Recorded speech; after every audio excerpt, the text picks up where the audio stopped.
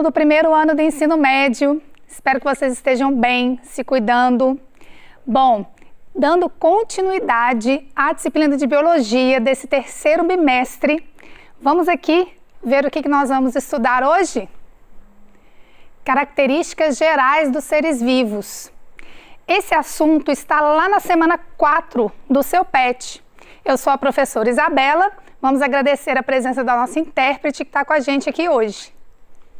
Bom, nesta aula nós temos esse objetivo aí: identificar na estrutura de diferentes seres vivos a organização celular como característica fundamental de todas as formas de vida.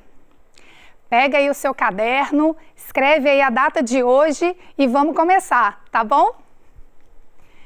Quais são os seres vivos aqui nessa imagem? Vocês conseguem identificar? É fácil, né? A gente vê aqui uma ave, uma flor, um inseto. E a gente tem dois outros elementos aqui que não representam seres vivos. Bom, mas quais são as diferenças entre os seres vivos, que aqui estão representados, e a bicicleta e o carro, que são objetos, né, coisas que são inanimadas? O que diferencia a vida das outras coisas que existem na superfície do nosso planeta? Então, esse é o objetivo principal dessa aula, a gente entender do que os seres vivos são formados e o que eles apresentam de diferente em relação às coisas inanimadas, né? Então, o que define um ser vivo? Então, essa é a pergunta central da nossa aula. Vamos começar falando aqui que todo ser vivo precisa se reproduzir. Então, tem uma capacidade de reprodução. Segunda característica, todo ser vivo tem uma organização celular. Terceira característica, composição química. Os seres vivos têm uma composição química muito bem definida. Aliás, desde a bactéria mais simples até o animal mais complexo, a composição química é a mesma. Além disso, os seres vivos apresentam metabolismo, têm necessidade de nutrição, respiração para a produção de energia e ainda apresentam moléculas que são hereditárias. Eles conseguem evoluir e também se adaptar a diferentes condições do ambiente. Por fim, mas não menos importante, os seres vivos também apresentam uma irritabilidade, ou seja, eles respondem a estímulos do ambiente. Bom, vamos começar falando aqui sobre a reprodução dos seres vivos. Costumamos dizer que os organismos nascem, crescem, reproduzem e morrem. De fato, a maioria dos seres vivos possuem ciclo de vida com essas fases. Para que serve a reprodução? A reprodução é o evento necessário para que os seres vivos perpetuem na natureza, para que novos seres vivos sejam gerados, né? Então, a reprodução ela pode ser dividida em dois tipos, tá? Reprodução sexuada e reprodução assexuada. Na reprodução sexuada, os organismos produzem gametas e esses gametas, geralmente um feminino e um masculino, precisam se encontrar num evento que a gente chama de fecundação. A reprodução sexuada aumenta a variabilidade genética dos seres vivos. Então, esta é uma vantagem de se fazer esse tipo de reprodução. Nem sempre a reprodução sexuada ocorre com indivíduos de sexos diferentes, ok? Pode ser que os gametas sejam produzidos no mesmo indivíduo, aquele que a gente chama de hermafrodita. Um exemplo de ser vivo que faz isso é a tênia. Você já ouviu falar na tênia? É um verme, né? Um parasita intestinal que pode atingir 2 metros de tamanho dentro do intestino humano. Eca, eu não gosto desse trem não. Bom, a tênia também é chamada de solitária porque ela vive sozinha, tá? E ela tem essa capacidade de fazer autofecundação, porque ela produz os dois gametas, o feminino e o masculino, dentro do mesmo indivíduo. Por isso que a gente fala que ela é hermafrodita, tá? Bom, e a reprodução assexuada? Ela ocorre quando o ser vivo sozinho, ele consegue produzir um novo ser vivo. Veja aqui nesse exemplo, a gente tem um indivíduo progenitor, uma estrela do mar, tá? Essa estrela do mar fragmenta uma parte do seu braço, né? Um dos seus braços é fragmentado aqui nesse processo e ele consegue regenerar, formar uma estrela nova, tá? Agora, não há nesse processo formação de gametas, por exemplo, e por isso o novo indivíduo vai ser clone, tá? Exatamente igual geneticamente quando a gente comparar com o indivíduo progenitor. Aí você me pergunta assim, mas qual que é a vantagem de fazer reprodução assexuada se não há variabilidade genética? A vantagem é que esse tipo de reprodução é mais simples. A quantidade de energia necessária para fazer reprodução assexuada é menor quando a gente compara com o tipo de reprodução sexuada. E, às vezes, né, determinados organismos fazem reprodução assexuada para poder colonizar rapidamente os ambientes. Bactérias, por exemplo, fazem isso, né? Elas conseguem, em condições ideais, criar grandes colônias num curto espaço de tempo. Aliás, essa é uma outra vantagem, né? A reprodução assexuada ocorre num tempo menor também, quando a gente compara com as reproduções sexuadas que plantas, por exemplo, e animais realizam, tá? Vamos continuar aqui? Vamos falar um pouquinho da organização das células dos seres vivos. Existe uma teoria que está escrita aqui, ó, que diz assim: todo ser vivo é formado por uma ou mais células. Isso significa que a célula é a menor parte de um ser vivo. E existem os seres que são unicelulares e os seres que são pluricelulares. Vamos entender esses dois termos aqui. Os organismos unicelulares apresentam uma única célula. E os organismos pluricelulares apresentam duas ou mais células. Quem representam os organismos unicelulares? Tá aqui, olha, as bactérias, as arqueias, protozoários, algumas algas e alguns fungos. E os organismos pluricelulares são representados também por algumas algas e alguns fungos, e todos os animais e vegetais também representam organismos pluricelulares. De uma maneira geral, a gente pode diferenciar os organismos uni- e pluricelulares com a capacidade que a gente tem de visualizar esses esses organismos a olho nu. Os seres unicelulares são micro-organismos, né? A gente não consegue enxergar sem ver através de um microscópio, por exemplo, né? É claro que existem os pluricelulares muito pequenos também, mas em geral a gente pode fazer essa distinção entre esses dois tipos de seres vivos, tá? Bom, quanto à organização celular também, os seres vivos podem apresentar diferentes tipos de células. Então existem aqueles que têm células procariontes e aqueles que têm células eucariontes. A célula procarionte provavelmente, né, surgiu primeiro ao longo da evolução dos seres vivos. E a grande característica dessa célula é a ausência de carioteca. Ai, professora, eu não sei o que é carioteca. Eu vou te contar. Anota aí. Carioteca é a membrana que ajuda a organizar o núcleo da célula, tá? Então, a célula procarionte não tem núcleo organizado, tá? E a célula eucarionte apresenta núcleo organizado com uma membrana que envolve o núcleo, que é a carioteca, tá? Quem são os organismos procariontes? Bactérias e arqueias. Vamos relembrar que são também unicelulares. Então, além das bactérias e das arqueias serem procariontes, esses organismos também são unicelulares. E protistas, fungos, animais e plantas apresentam células eucariontes, sendo que dentro do reino protista e dentro do reino dos fungos existem representantes uni e pluricelulares, e no reino dos animais e das plantas, todos os organismos são exclusivamente pluricelulares, ok?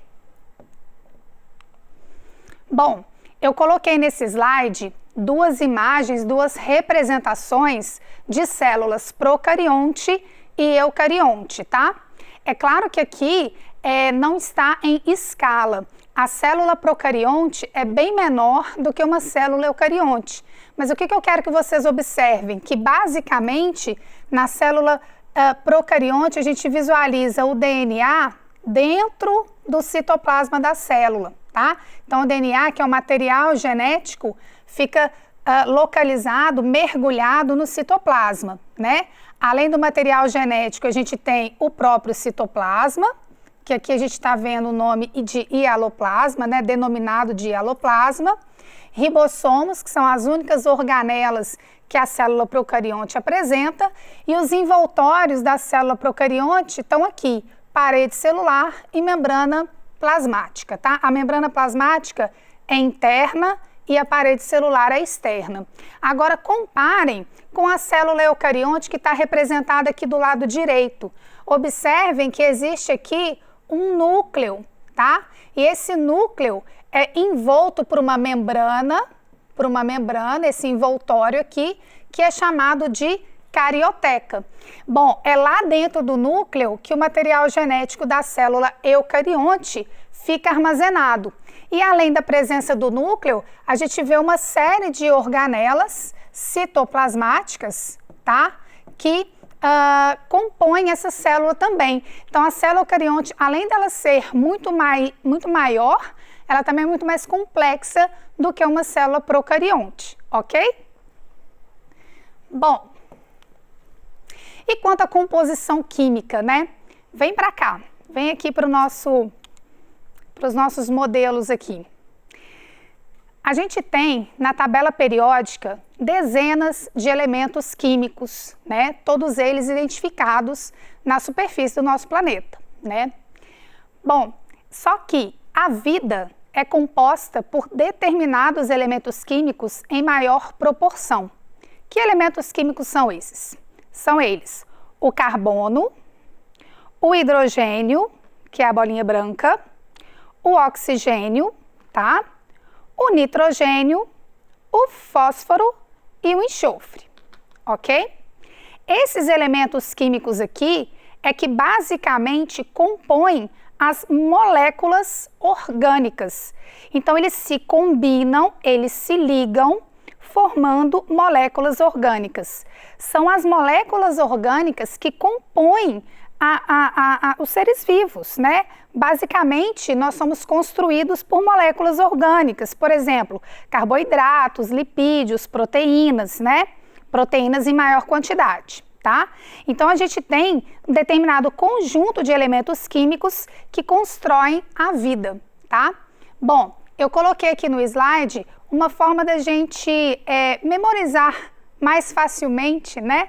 Esses elementos químicos formando uma palavrinha, tá? Então, quais são os elementos químicos? CHOMPS, beleza? Carbono, hidrogênio, oxigênio, nitrogênio, fósforo e enxofre.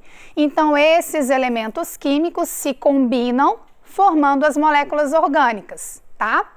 Bom, além das moléculas orgânicas, o corpo dos seres vivos também conta, né, com a água e os sais minerais que ajudam nessa composição, tá bom? Mas os sais minerais estão, assim, em menor proporção quando a gente compara com os outros componentes, ok? Bom, a vida, né, gente, os seres vivos também são definidos pela existência de um metabolismo. O que é metabolismo? Metabolismo é um funcionamento, né? O metabolismo é dividido em dois grandes grupos de reações químicas. Então, a gente tem reações de construção, que é chamado de anabolismo, e reações de degradação, que é chamado de reação de catabolismo, tá? Quando a gente faz atividade física, né, o que a gente quer construir? músculos, né, gente? Então, esses músculos definidos que as pessoas conseguem construir ao fazer, né, atividade física,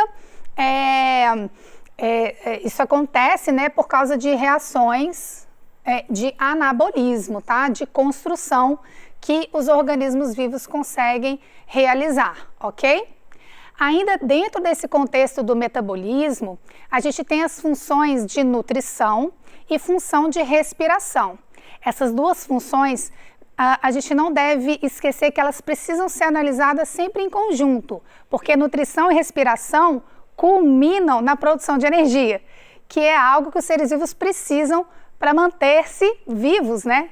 Bom, dentro da questão da nutrição, a gente tem dois tipos básicos, tá? A nutrição autótrofa e a nutrição heterótrofa. Organismos autótrofos são capazes de produzir o seu próprio alimento, né? Por exemplo, as plantas, as algas, as cianobactérias possuem essa capacidade. Geralmente, a produção do próprio alimento se dá por meio da fotossíntese, que é aquela reação química que a planta ou a alga ou a cianobactéria utiliza o sol, a luz solar, a energia solar e consegue converter componentes inorgânicos, né, que é a água e o gás carbônico, em glicose e gás oxigênio também. E essa glicose, essa matéria orgânica, é o alimento desses organismos, tá? Aliás, esse alimento produzido na fotossíntese também ajuda a sustentar todos os outros níveis tróficos. Então, os heterotróficos, eles não conseguem produzir o seu próprio alimento, mas eles dependem do alimento que é produzido pelos organismos autotróficos, né, ou autótrofos, tá? Então, quem são os heterótrofos? Os animais, os fungos, os protozoários e as bactérias em geral, que não são cianobactérias, ok? E na respiração? Existem seres vivos que dependem do gás oxigênio presente na atmosfera e fazem produção de energia com a respiração aeróbia, tá? E existem organismos que não dependem do gás oxigênio, que não consomem gás oxigênio para produzir energia. Entendam aqui que quando eu falo respiração, eu não estou falando disso aqui, ó. Essa respiração é importante? Claro que sim. Mas nesse contexto aqui, eu estou falando do processo de produção de energia dentro da célula, tá? Então, aqueles organismos que conseguem produzir energia gastando gás oxigênio fazem respiração aeróbia. E aqueles que têm capacidade de produzir energia sem a presença do gás oxigênio realizam respiração anaeróbia. Um exemplo de organismos que fazem isso são as bactérias que vivem dentro do nosso intestino. Tá? Lá dentro não tem oxigênio disponível para elas, não. Então, o que resta para elas? Fazer fermentação, né? Produzir energia na ausência de gás oxigênio, ok? Bom, como eu falei para vocês, as funções de respiração e nutrição precisam ser analisadas em conjunto, porque são funções vitais que culminam na produção de energia, né? Esse esquema está no PET de vocês, depois vocês dão uma olhada e lê o texto que está logo acima, que explica ele com bastante detalhes, ok? Uma outra característica dos seres vivos é a irritabilidade, né, gente? Os organismos reagem a estímulos. Eu acho que todo mundo aqui já deve ter reparado que quando a gente se expõe ao sol, com os olhos no excesso de luminosidade, a pupila sofre uma contração. E essa reação aos estímulos do ambiente é o que a gente chama de irritabilidade. Tem umas plantinhas que quando a gente passa a mão assim, né, as folhinhas se fecham. Então, assim, a irritabilidade não está restrita só aos animais. As plantas também apresentam reações aos estímulos do ambiente. São reações, em geral, um pouco mais lentas, tá? Mas elas acontecem, ok? Para finalizar aqui, os seres vivos também possuem moléculas hereditárias. Essas moléculas são o DNA, representadas pelo DNA. Elas ficam lá no núcleo das células eucariontes e no citoplasma dos organismos procariontes, né? E elas passam de geração em geração. Aliás, é assim que a gente herda as características do papai e da mamãe, né? Nós somos parecidos com o papai e com a mamãe exatamente por causa disso, porque a gente herda o DNA deles e o nosso DNA ajuda a compor as nossas características, cor do cabelo, cor da pele, entonação da voz, enfim, e outras aí que a gente poderia citar, ok? O que a gente aprendeu na aula de hoje? A gente aprendeu a diferenciar os seres vivos de objetos inanimados e também nós descrevemos as características dos seres vivos. Agora é com você, tá? Pega seu pet, faça suas atividades, anota as dúvidas, tá bom? Para a gente poder tirar todas elas na hora do Se Liga no Tira Dúvidas, tá bem?